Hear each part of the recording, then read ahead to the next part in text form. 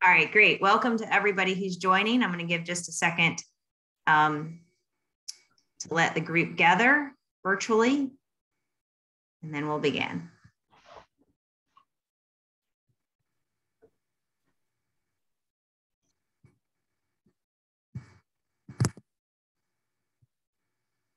All right, welcome to today's webinar, Messaging Medicine, Communicating Your Research to Colleagues, Policymakers, and the Public.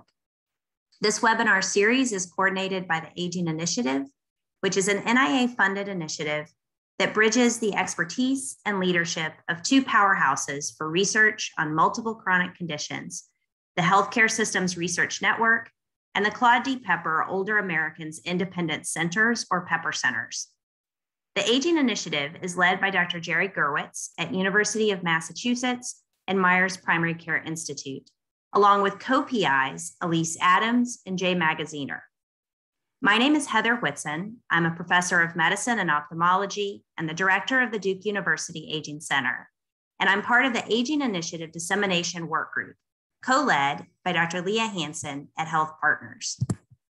Due to the number of registrants for today's webinar, we have placed phone lines on mute to reduce audio feedback. However, we welcome and encourage audience participation using the chat function. If you have technical or logistical questions, we ask that you submit those in the chat to Chris DeLude, who will be monitoring the discussion. We extend a huge thanks to Chris DeLude and to Ivan Abi Elias at the Myers Primary Care Institute, who work behind the scenes to make these webinars possible. And now I'd like to introduce today's speaker. Dr. Louise Aronson is a leading geriatrician, writer, educator, professor of medicine at UCSF, and the author of the New York Times bestseller and Pulitzer Prize finalist, Elderhood, Redefining Aging, Transforming Medicine, and Reimagining Life. A graduate of Harvard Medical School, Dr. Aronson has received the Gold Professorship in Humanism and Medicine, the California Home Care Physician of the Year Award, and the American Geriatric Society Clinician Teacher of the Year Award. In addition to her clinical practice and teaching, she currently leads the Age Self-Care Program, UCSF Medical Humanities, and the Integrative Aging Practice. Her writing credits include the New York Times, Atlantic, Washington Post, Discover, Vox, JAMA, Lancet, and the New England Journal of Medicine. And she's been featured on NPR's Fresh Air, Today, CBS This Morning, NBC News, Morning Edition, Politico, Kaiser Health News, Tech Nation, and The New Yorker. We're very excited to welcome today Dr. Aronson, and I will let you take it away. Terrific. Thank you, Heather. It's a pleasure to be here. I apologize for my poor lighting. I was on call last night and I'm in a hotel room unexpectedly, so hopefully you can all see me well enough. But I'm really excited about today's topic. So let me get my slides up because they're not appearing. All right, here we go. I'm used to my great big screen.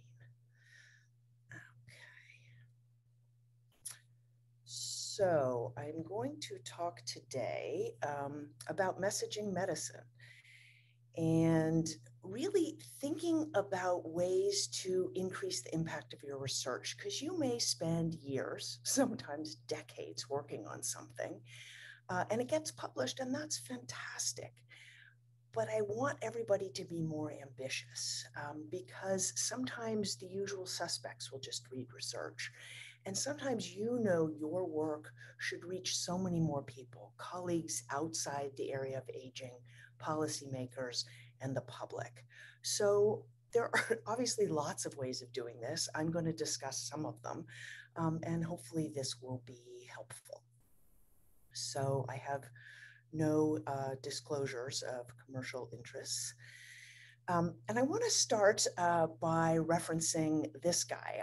So I was on an alumni council, and this young man, he was a fourth-year medical student at the time, had already finished his PhD, and he came to speak to us. They were showcasing the MD PhDs. So he showed up really friendly. I'm thinking, okay, great. And in the room were clinicians, researchers, and then some of the sort of foundation fundraising people for Harvard Medical School. So the first slide he put up said this: a novel program of ubiquination remodels the erythroid proteome. So a few of the basic scientists were like, ooh, interesting. And the rest of us were like, oh my God. Then he said, how are proteins destroyed during red blood cell development? So he had a second title slide, which was pretty interesting. And now the clinicians were like, oh, I wonder if I need to know about that. And then he had a third title slide, which was why I love the MD PhD program. And at that point, he had everyone's attention in the room. And I asked him if I could use his slides, because I think this tells you almost everything you need to know about pulling in a variety of audiences while discussing what is basically the same topic. It has to do with language. It has to do with understanding who you're speaking to and what's going to draw them in. In research, we often are told this is what an article looks like. This is how we communicate. It's kind of a one size fits all. And I apologize for the poor graphics here, but you know, it's the sort of middle-aged white heterosexual man approach. And even the diversity from this somewhat outdated slide isn't very diverse, but we all know that one size doesn't fit all in any aspect of life. So in the next 40 minutes or so, I'm going to talk about how media can be used to improve healthcare and increase your research impact, discuss briefly the biology and benefits of stories, obviously my bias, but identify some of the ways you might translate your research into stories for op-eds, and we'll discuss a little bit what I mean by that, because I mean it very broadly. And there are, of course, other forms of media, and then a few tips to help you get started. So stories, medicine, and the media. This is Kirsten Bibbins-Domingo, who is an internist at UCSF and now heads our Department of Epidemiology and is a vice chair for population health. So she's achieved at a high level, but some years back, she began her career studying sodium and blood pressure and racial differences. So you'll see here that this article was in response to something called BIDIL, which not all of you may remember, but it was the first time the FDA was going to approve a different medication for Black patients. So she and another colleague from UCSF, Alicia Fernandez, who now heads our Latinx Center of Excellence. So you can see how a broader reach might influence career trajectories already, because this is before either of them were anything other than internist researchers. So they wrote this article for the Annals, really talking about how this precedent was terribly dangerous. And guess what happened? Nothing happened, nothing at all. So then they wrote an op-ed for that incredible newspaper that I'm sure you all read, the San Francisco Chronicle. It's actually, frankly, not so readable, even if you live there, except if you want to know where to eat. Anyway, not one of the nation's best newspapers, but they wrote an article on focusing on the right health fight when it came to race. And this was picked up by Kaiser Health News Morning Briefing. And from there, it went all across the nation, because even a smaller newspaper, admittedly, San Francisco isn't a small, an insignificant city, but still, even a local newspaper is scanned by health reporters. So Kaiser Health News put this out, other media picked it up, and BIDIL stock plunged, and the precedent was eliminated. So they made a difference not with their academic article, but with an op-ed. I also want to point out that this wasn't specific to their areas of research, although Alicia did research on health disparities. At this point, I think she was mostly focused on diabetes, and Kirsten, as I talked about, was focused on sodium and hypertension. But it was related, and sometimes it's something that uses your expertise in a slightly different way that gets you the national prominence and the prominence within your institution that allows you to expand your research and your impact. So another guy you might have heard of, this is Bob Wachter, somewhat outdated picture here, but he was an internist when I met him. He was, I think, my first attending as an intern way back when.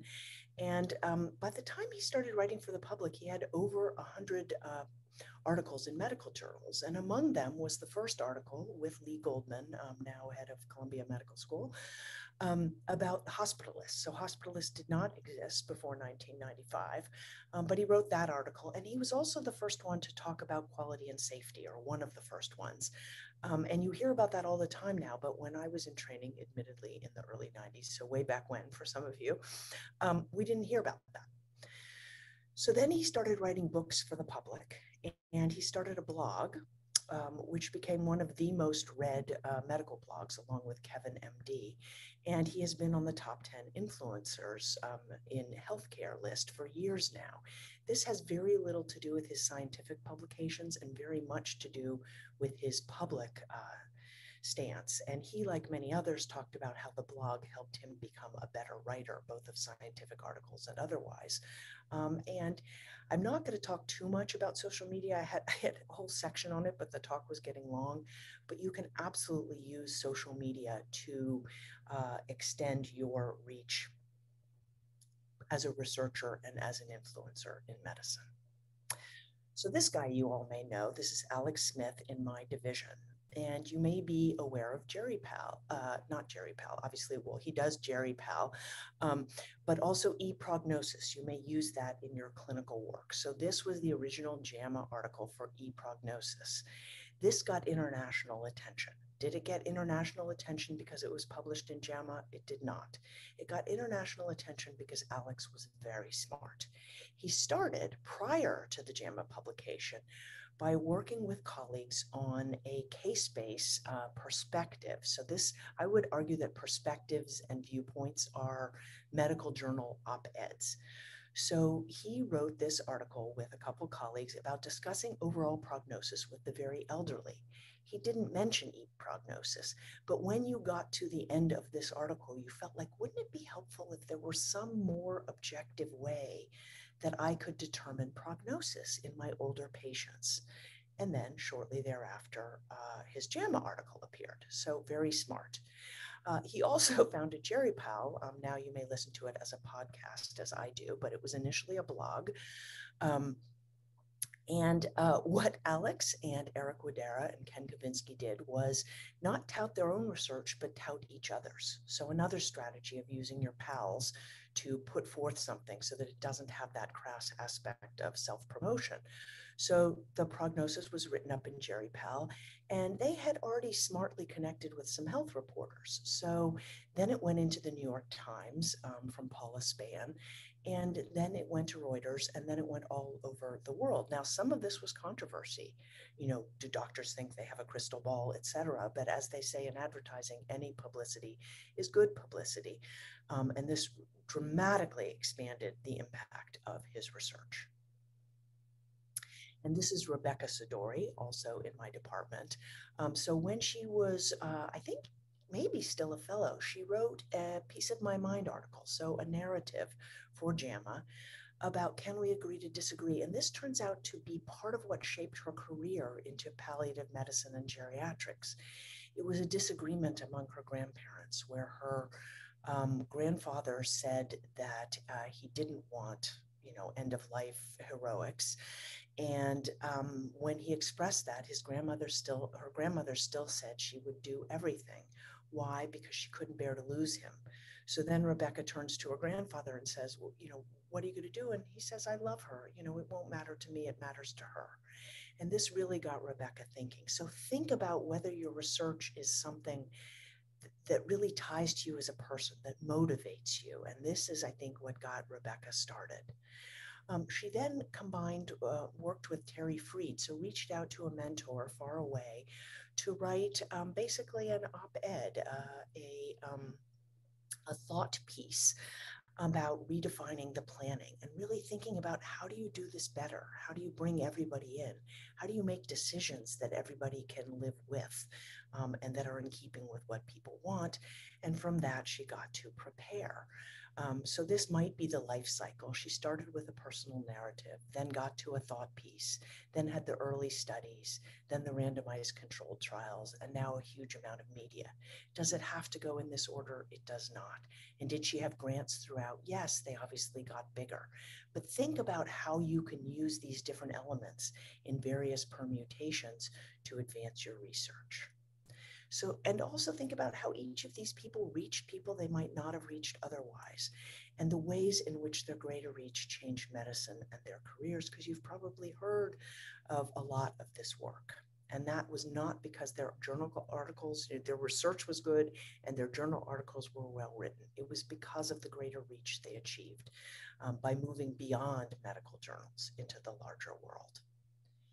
You can also, I mean, this just sort of shows the personal point again. So this is Vanessa Grubbs, who was a general internist when her then boyfriend developed advanced kidney disease.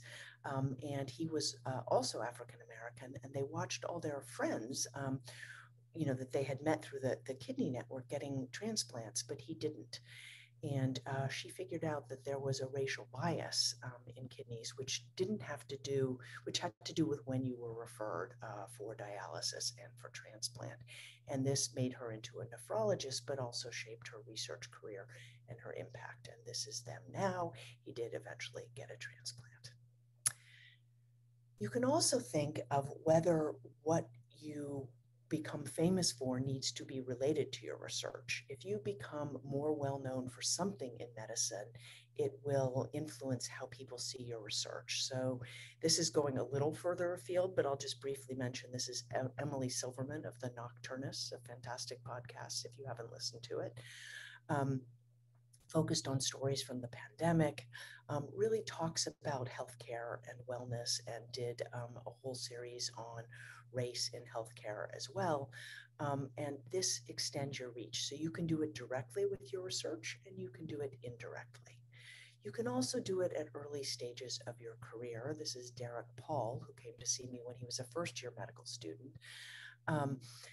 And has a whole research career with Margot Cashel and homelessness, but actually got more attention from writing about race, where he talked about medical training in the maelstrom. He was part of the generation of white coats for Black Lives and Black Lives Matter, and he is now an intern at the Brigham.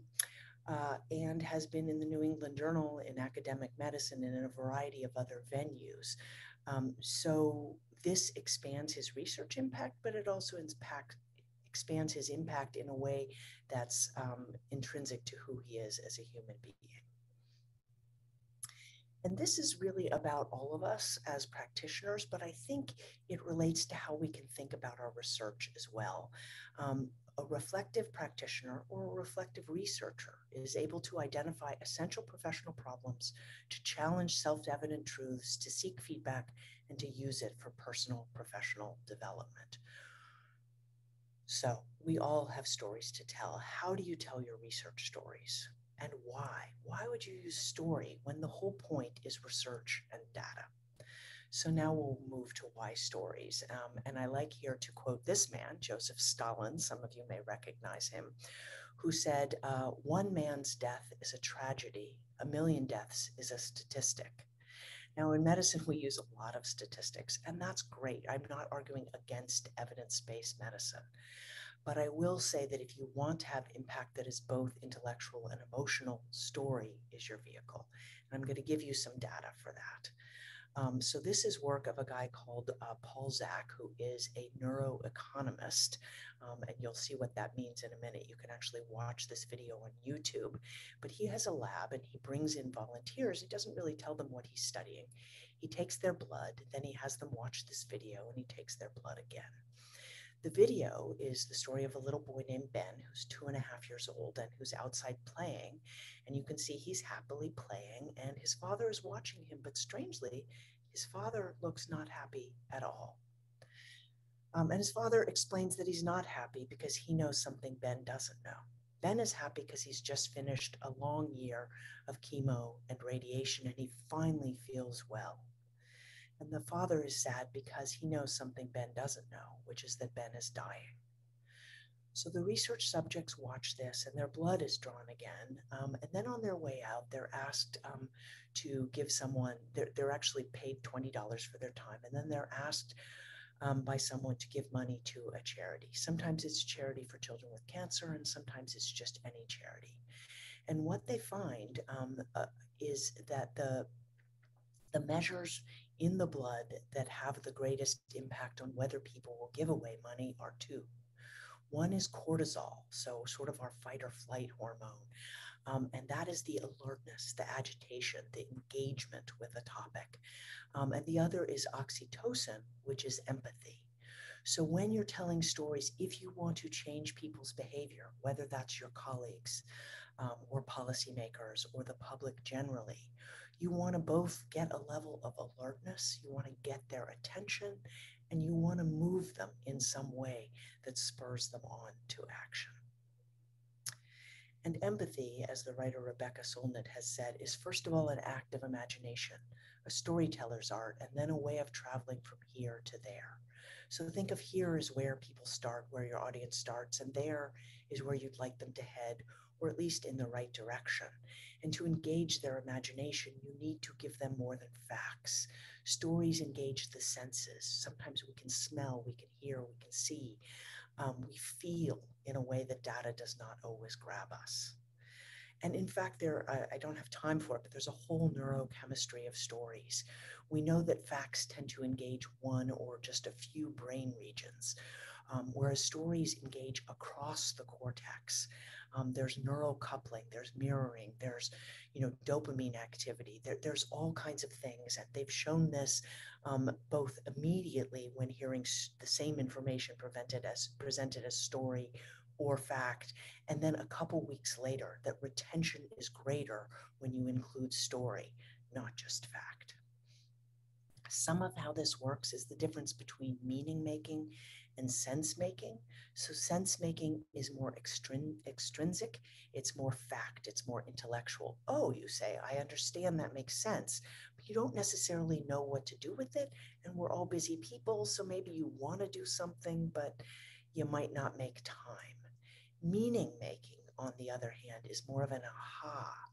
I get it and I'm motivated, right? So that intellectual, emotional connection. This is how it connects to me, and I know what to do now. I'm just going to emphasize, because this is a key point, is that if you want people to do something, it's really important to tell them what you want them to do. And this is evident in science, not just generally. So these are scientific journals dealing with climate change.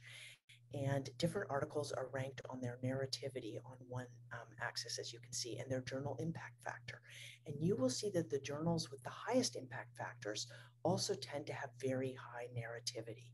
We don't tend to think about this for science articles, but it's because the readers of the science articles, right, the audience, are human beings.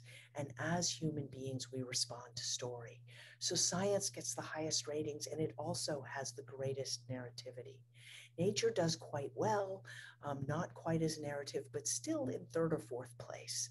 So think about how narrativity can be included even in your research articles, so that people are more likely to keep reading and to remember what they read and feel motivated to do something as a result.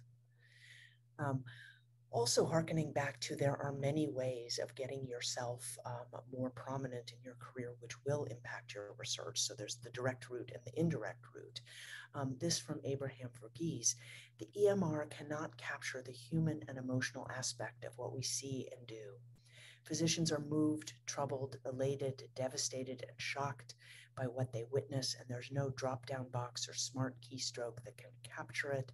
And I would say, if those same emotions are what motivate you in your research, a research article may not adequately capture what matters most to you, why you do that work, why it matters to patients or to our society, and maybe a different form of communication can do a better job to capture that and to represent the very important data that you find.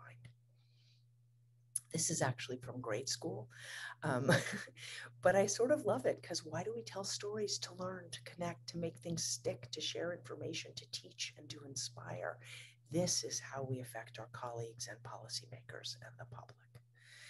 And lastly, this from one of my writing heroes, Joan Didion, who said at the start of The White Album, a fantastic book from the 70s, we tell ourselves stories in order to live. Stories are how we make meaning, how all human animals make meaning in their lives, and how we transmit our cultures. I learned this some years ago when I was at our Parnassus campus, I believe, and I was getting in my car, I think to go do house calls or maybe to teach at another one of our campuses. And I turned on the radio in the middle of an information show. I didn't know who was speaking, but they were talking about mammography in people, women in their 40s. And the speaker was really impressive. It was a woman, and I was trying to think which of our researchers it might have been, and trying to narrow it down. And she was doing such a good job of explaining hard science and difficult statistics so clearly, and I was so impressed. And then they began to take calls as I'm slowly working my way across San Francisco. And one of the callers said, you know, I don't understand why you're saying this. My sister was 42 with 2 small children when she got breast cancer, and they found it with a mammogram, and she could have died, but because they found it, she got treatment, and now she's still alive and she can raise her own children. And then the speaker came back on, and she rightly expressed empathy for the situation and happiness that the sister was doing okay. And then she went back to her statistics. And it was really interesting because prior to doing that, the host and the callers had been interacting with her in a really warm way. And the tone of the conversation changed after that moment. It was really sort of a crucible or a tipping point. And after that, people were more aggressive, and the host was less friendly and more suspicious. And I think it was because she didn't fight story with story. So in the JAMA article I wrote about this, I considered a friend of mine who had a screening mammogram, which led to all kinds of other angst. And I think sometimes the best way to combat a story-based response is with another story, not necessarily with information, though we as professionals must base our stories in facts. You can't just make up a story that's convenient, and you don't want to tell a story that doesn't resonate with the very best data we have. But there is a whole literature in the medical literature, a subliterature about the art of scientific storytelling. Okay, so now I'm going to move into some practicals. This I'm going to call Op-Ed 101, just to give you a sense of what these articles can look like. It's kind of like their anatomy. But first, what is an op-ed? So op-ed, many people think of these as opinion pieces, but the word op-ed actually came from opposite the editorial page back in the days where we actually had paper newspapers. And I know some of us still do. But now it's really come to stand for opinion pieces. And that's why I think the term can also be used for perspectives or viewpoint articles. And I think in the age of media, it also means this can be audio, it can be video, it can be on a variety of social media platforms. I'm going to start more conventionally, partly because I'm a writer. It's what I do best and it's where my expertise is, but also because I think this will give you a sense of the pieces that need to go into place, or at least the pieces that should start things off. I don't know about you, but in high school, I was taught the 5-paragraph essay. You know, you have the introduction, you have 3 meat paragraphs, and then you have your conclusion, and we weren't allowed to vary that until we mastered it. So I think of this somewhat similarly.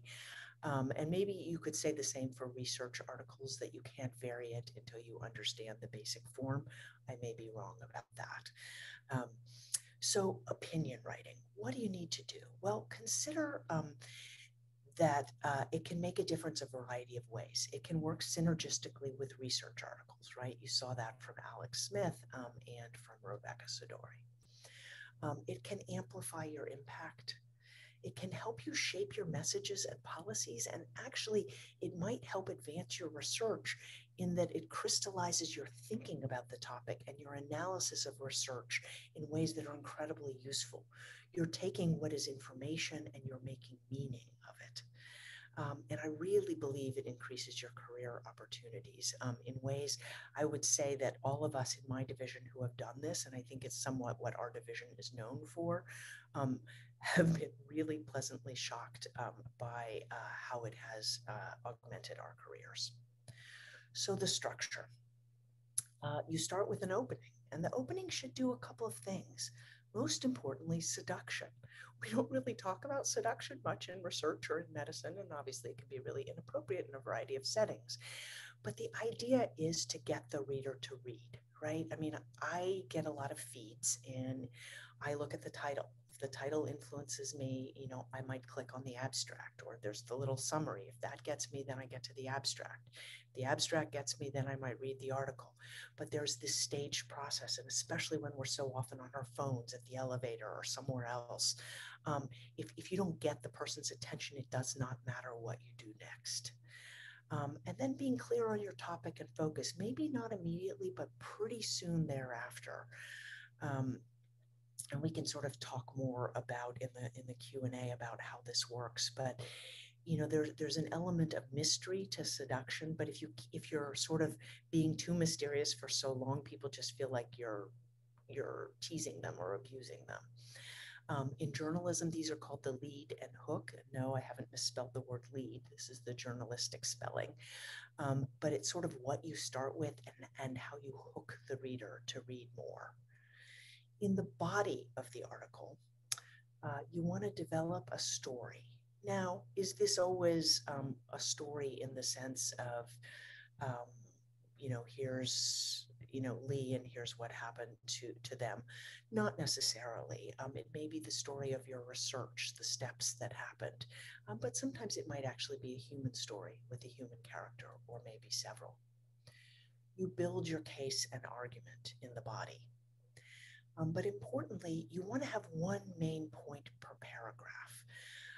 So when you've done a lot of research, and especially if you've spent years or decades on it, I would argue that for researchers, this is the hard part. The body is the hard part.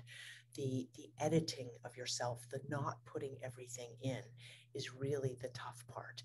And think about one point per paragraph where each point does something different. Maybe one is science, and one is policy, and one is practice.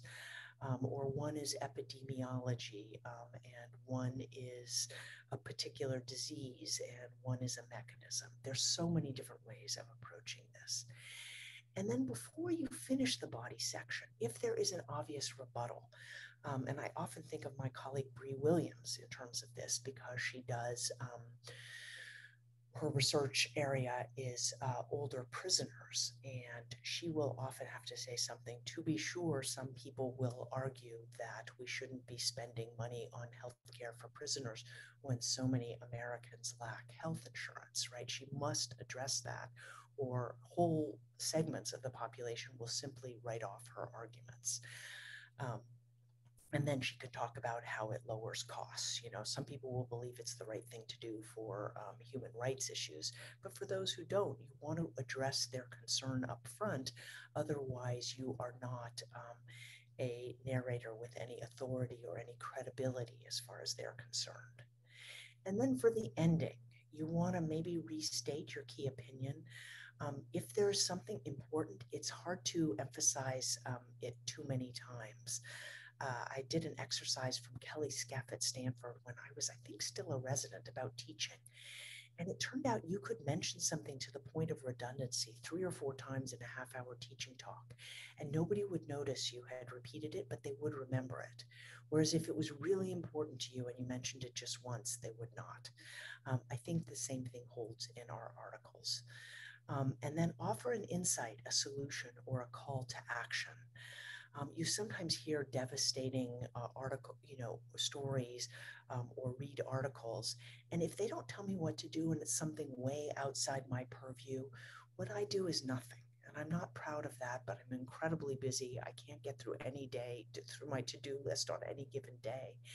But if they give me something that I can do, and they're very explicit about it, and it's not too big, or they give me some options so I can pick the right one for me, I am far more likely to do that thing. So when you're thinking of structure, before you start, ask yourself some questions. What's my goal? Like, why are you writing this article? Or why are you doing this podcast? What's my main point? If there's one thing you want people to remember tomorrow, next week, next year when they go to vote on something, what is it you want them to remember? And think of, I should go back and say, goal is different than point necessarily. Point is the specific content. The goal is maybe the action you want them to take or the change you want to move towards. Why you, right? So make the case for yourself. Sometimes early in careers, people will think, well, I'm not an authority yet. So it's really important to know that in the public sector, certainly, and this includes with policymakers, you are an expert by virtue of your training already. You can also, in the op-ed sphere, be an expert by virtue of an N of 1 experience. So some of you may remember the vaccination and autism debates. And Jenny McCarthy, admittedly, she had a platform as a famous person, was able with her N of 1 son to really argue against vaccination for children. So an N of 1 is quite powerful, using your personal experience as a human being, using your personal experience as a clinician, using your personal experience as a researcher, really increases your authority in the public sphere. It's also true that in writing in the public sphere or being, joining social media in some way, you become a more public person and you increase your authority and expertise. That may be a little backwards according to promotion standards in medicine, but that is absolutely how it works. And we know that women and people of color are often less likely to put themselves out there. So I would argue for anyone who does not see themselves out there, that is a reason to get you out there. And this is also a historical moment when people are finally paying attention. So use your unique self to get your goal out into the world. Consider in your article, why now also. Sometimes you can tie, maybe you've been working like Kirsten when that Bidal thing came up. She'd been working on her area of research, I think, for years. But then it came up. I can also think when I was doing some work on falls, and I think it was Madeleine Albright fell. Anyway, someone famous fell. And so an article that had been rejected previously finally got accepted. So keep your eyes open in the public sphere for things to which you can connect your research or where you, from the standpoint of your research, can comment and contribute to the public conversation in important ways. And then think about why other people should care. You know why you care. And maybe why you care is why they should care, in which case you should tell them why you care. But think too about busy people whose lives have nothing to do with health and medicine or whatever else you're interested in. Why should they care? Make that connection for them, and they will get there. They're much more likely to get there than if you don't. So when I talked earlier about seduction, and what on earth do I mean? I like this quote, but the easiest decision a reader can make is to stop reading. Like we all do this all the time, right? I sometimes do this as a having you put it in the chat, but I think in the interest of time, I'm going to skip that part. So what can you do? You can take a counterintuitive or provocative position. You may think it would be great never to end up in the hospital. Well, for some Americans, the opposite is true. I don't know, I'm just making this up. Or provocative, I don't know, no one wants to grow old, right? Well, actually, it might be, this is terrible. Anyway, you know what I mean? Some days I can think of good things and some days I can't. New or surprising facts. If you discover something that is a surprise or is new, absolutely use that. A controversial opinion on something. And that may or may not be related to your research, a tie-in to recent news, particularly with a twist. So maybe the news has something to do with politics or with climate, and you can pull something in about aging that gives it a different perspective and enlarges the conversation, because the journalists will be dealing with the recent news. You need to add your twist as a researcher and health professional. It helps if you make people concerned, if you're funny. Don't try to be funny if you're not funny, though, because that's just the kiss of death. But if you are funny, work with it. If you can write beautifully, that's a huge advantage. I think we all know that sometimes you just see sentences and you think, I would follow this person anywhere. That's, surprising or beautiful or interesting. But you don't need to do that. You absolutely don't need to write beautifully. Although I would recommend for all researchers just taking a regular writing course, because you do have to write, and the better you write, the higher your impact. And tell a great story. So here are some headlines, and we can think a little bit about what they do. So gene editing provides significant possibilities for treating and curing diseases. So not too sexy, right? So it might get some people's attention, because don't we all want to treat and cure diseases? I think we could probably improve on that, but it will get some people's attention. And maybe they're thinking gene editing is just a way of messing with people. And again, I think you could do that more powerfully, but it might work. These are real headlines, by the way, or real first sentences. This one I love. If chimpanzees observed New Year's Day, they would have much to reflect on, right? So maybe the research is on chimps, or maybe it's on something altogether different. But already you're thinking, oh, here's an interesting person. And also, what is she talking about? And then there's a personal story. A couple years ago, I received a letter from an American soldier in Iraq. And I think I should say that each of these turned out to be scientific articles, or articles about scientific. And then here's another one. Amid the budget turbulence in Washington, it's easy to miss the fact that part of what's at stake in America's dominance in science, part of what's at stake is America's dominance in science, engineering, and innovation. So this is one of the ones where it starts with the budget turbulence, and then it comes to American dominance in science, engineering, and innovation. And that one was about funding of scientific and research fellowships. So you can see there are many different styles and approaches. One of the great things is there's not a right or wrong. Your creativity is your only limitation. As in science, so it is in op-eds, and vice versa. As it is in op-eds, so it is in science. Word count matters.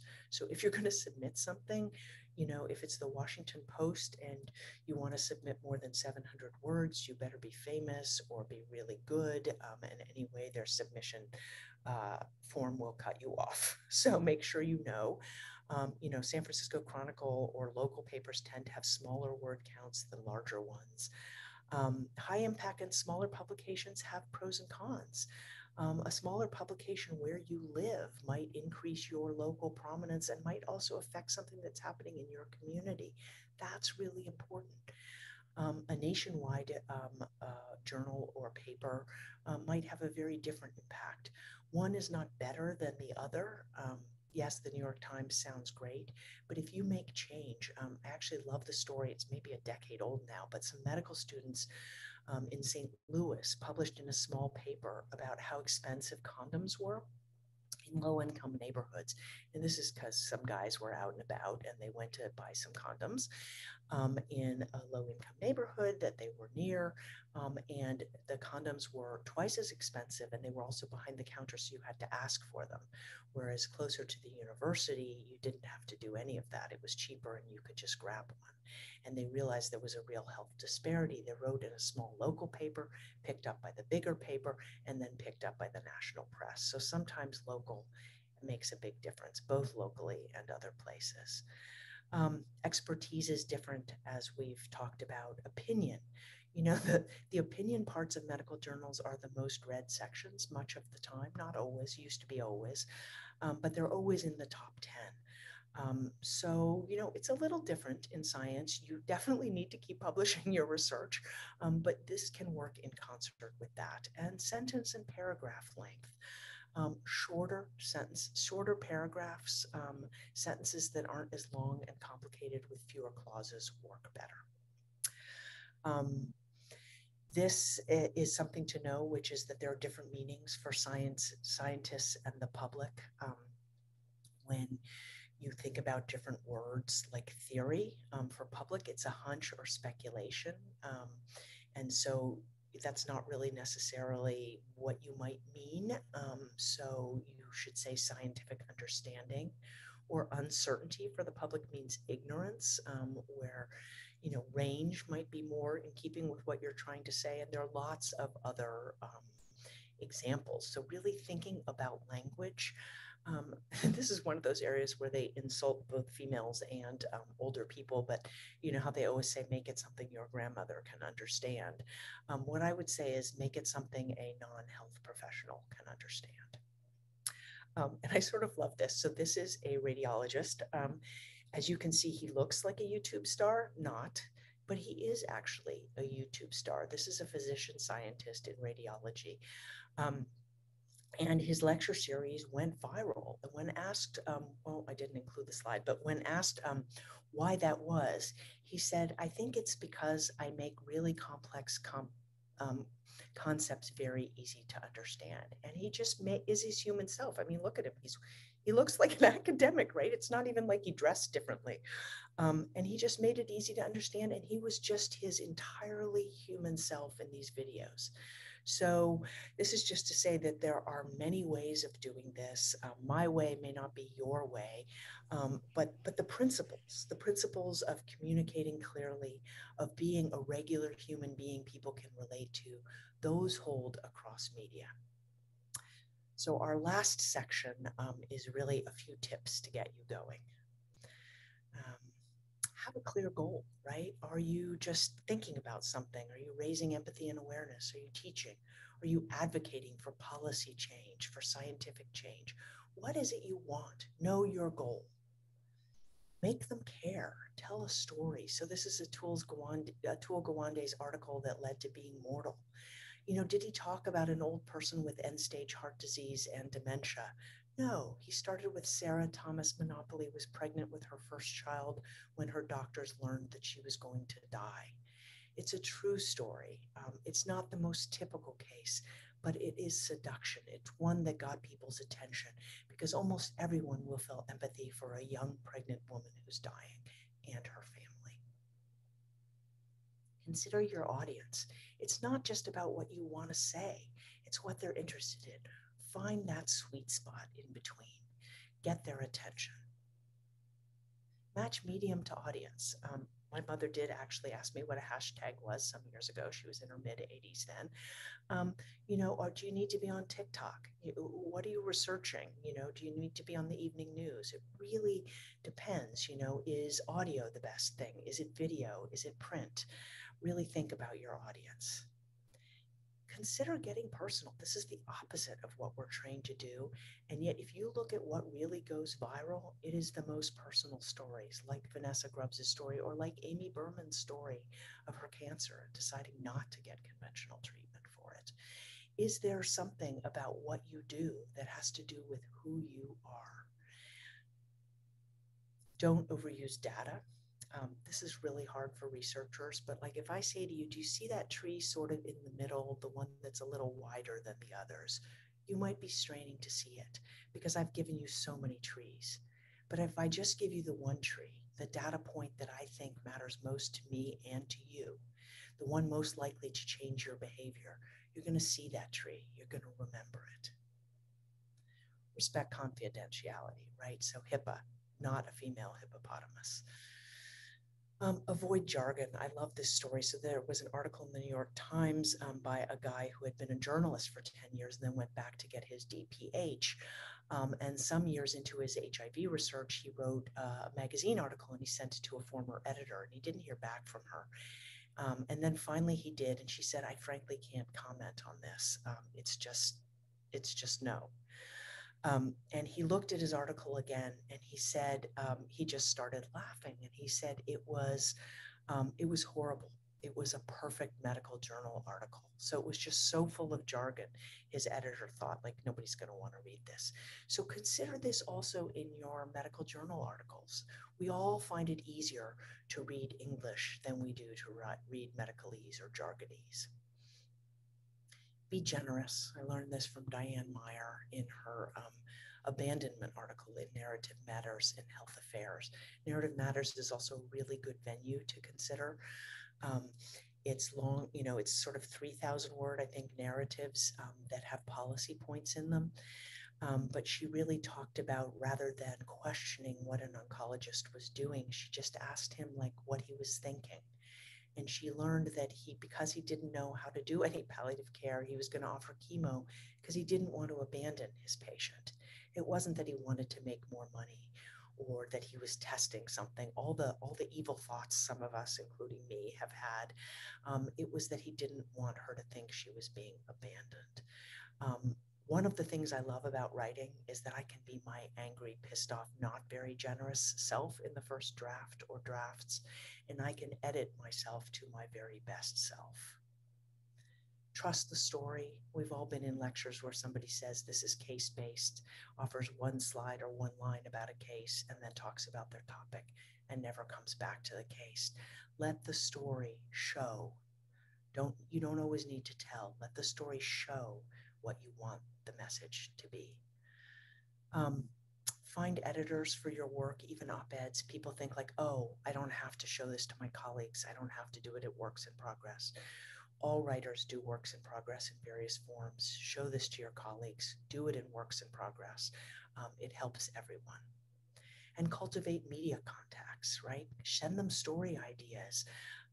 Respond to theirs. Follow them on social media. Link to them on social media. Develop these relationships so that they will amplify your work. And finally, to get started, think about what inspires you to do, or what inspires you about your research. What needs to change in the world or in healthcare? Who can help you make that change? That might be your audience. What story best captures what you do, why you do it, and why it matters? What stories do you tell over and over? And what stories have not been told?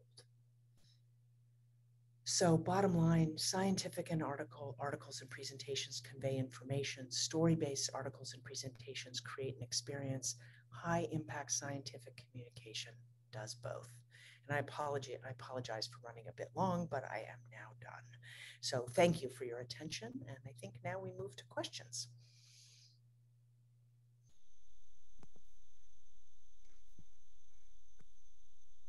All right, I'm coming back online. Thank you so much, Louise. That was just a phenomenal talk. And again, I just want to thank you for delivering it, for sharing your stories with us and collecting the stories of so many others as illustrations.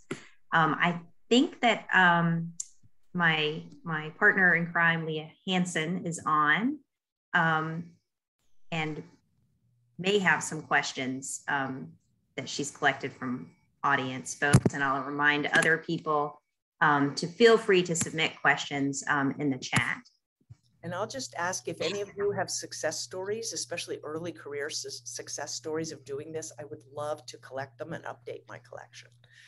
I will help amplify you if you send me your stories. I'm actually going to start with a question. And I appreciated the slide that you showed about the being generous. And it was something that I was really thinking about, that, you know, sometimes I think like an unintended consequence of amplifying oneself or using narrative in a provocative way that we hope will be thought-provoking, but sometimes when we're provocateurs, you just provoke people. And so that unintended consequence of sort of potentially, you know, a lot of what we do is try to identify problems and ways that the world can be better and advocate for that change. But we're often, in doing so, changing what's to somebody is a status quo, or maybe the way things should be done, or potentially provoking. You know, and I think so many of us are like hungry for sort of civility and positivity and bring back niceness.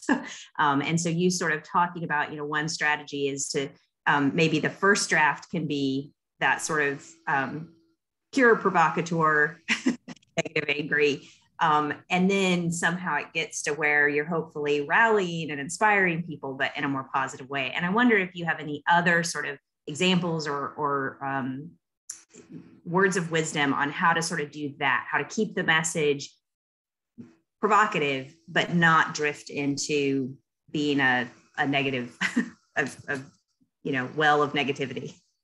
Yeah. Oh, such a good question. I think it's kind of like human interactions. if somebody's really angry and like yelling at you, your response is to like, whoa, like you want to step back and away. And so if you think about what you want to do in the article is not be your angry self, but generate that same anger or passion in your audience. Those are two really different things. Now, you may need to get out that anger or outrage or whatever it is onto the page initially.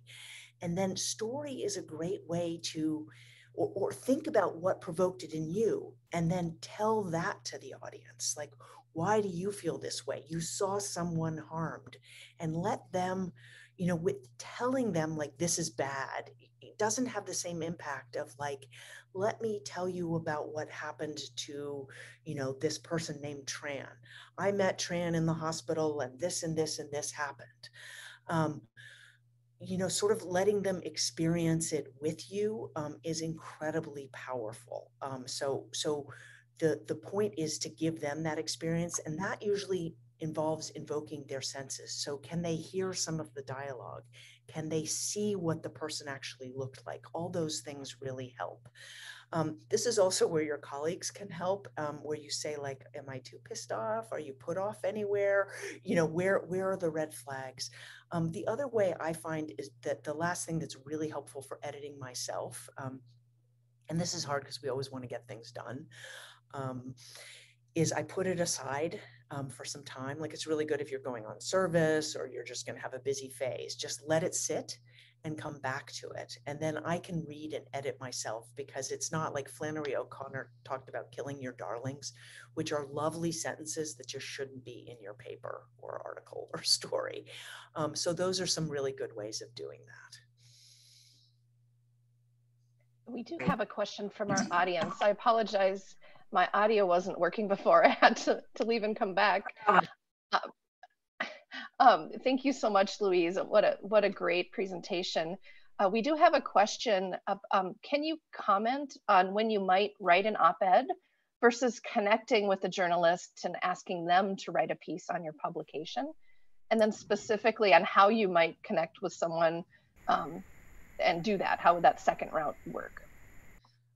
Okay, so really interesting. So one is if you're inclined or have the time, like if it's really timely and you absolutely don't have the time, then the journalists, especially if you've never really done this before, and if you're like me, I have had students or trainees or colleagues who can just like fire out the perfect op-ed. I would like to be that person in my next life, but so far no luck.